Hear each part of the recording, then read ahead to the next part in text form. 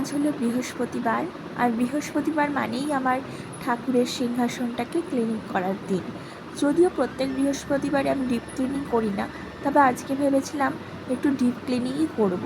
কারণ 2-3 সপ্তাহ অন্তর অন্তর এই ডিপ ক্লিনিং না করলে বেশ নোংরা হয়ে যায় আমার ঠাকুরের সিংহাসনটা।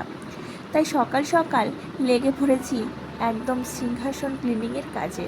স্নান টান করে চলে এসেছি পুজো ঘরে, এবং আমি কি করেছি, আমার যে ভিম লিকুইডটা আছে সেই লিকুইডটা দিয়ে ভালো করে স্কচ ব্রাইট দিয়ে, নতুন একটা স্কচ ব্রাইট আমি নিয়ে নিয়েছি, সেটা দিয়ে ভালো করে ঘষে নিচ্ছি চারিদিকটা।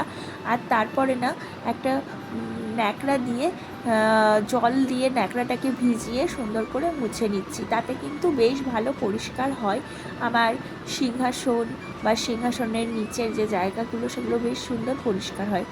প্রতিবারই আমি এভাবেই ক্লিনিং করি।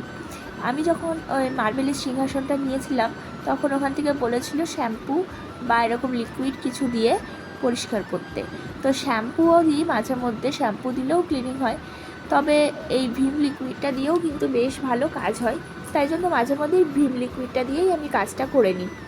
আর দেখছো, সুন্দর করে মুছে নেওয়ার পরে বেশ কিন্তু পরিষ্কার লাগছে আমার ঠাকুরের সিংহাসনটা।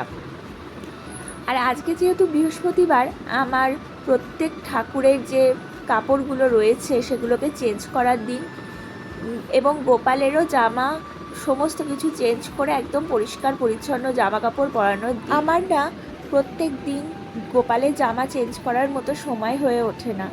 প্রত্যেক দিন ওদেরকে স্নান করাই ঠিকই, কিন্তু জামা আমি প্রত্যেক বৃহস্পতিবারেই চেঞ্জ করি।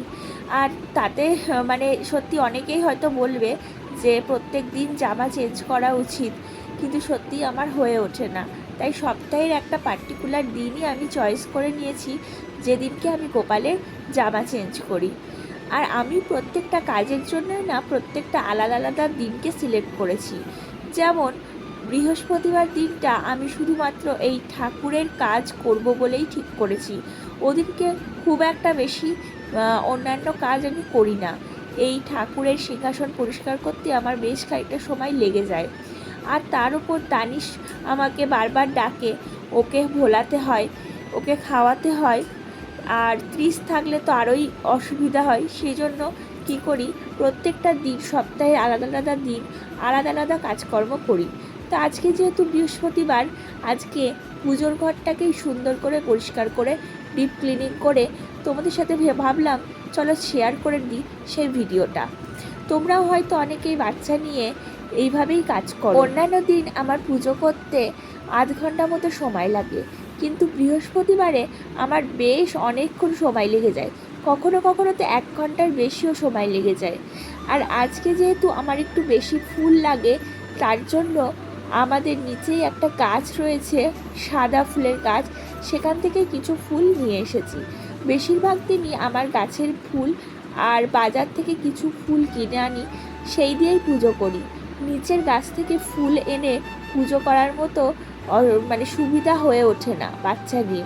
তবে আজকে ভাবলাম একটু ফুল নিয়ে আসি। তো তানিশ একটু যখন ঘুমাচ্ছিল, তখন আমি একটু ফুল নিয়ে আসছি, আর সঙ্গে সঙ্গে আমার যে বাজারের ফুলটা ছিল আর ঘরের মানে গাছে যে ফুল ছিল সেটা দিয়েও পুজো করছি। আর ধূপ ধুনো দিয়ে সুন্দর করে পুজো করতে এদিন আমার খুব ভালো লাগে। প্রত্যেক বৃহস্পতিবারেই আমি কিন্তু ধূপ জ্বালিয়ে পুজো করি। আর এই ধূপগুলো আমি ডিমার্ট থেকে নিয়ে, এর কোনো আলাদা স্মেল না থাকলেও একটা সুন্দর পজিটিভ ভাইবস দেয় এই ধূপ। ছোটোবেলায় মাকে দেখতাম, আমাদের ওখানে কালো কালো ধূপ পাওয়া যেত, সেগুলোকে টিকা বলতো।